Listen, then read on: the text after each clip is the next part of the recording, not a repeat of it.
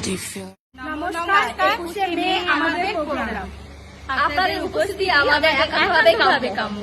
তাই অবশ্যই চলে আসবেন, একদম দেরি করবেন না। বিকেল 4টের সময় আসবে, কিছু বলেনি। রবীন্দ্র ভবনে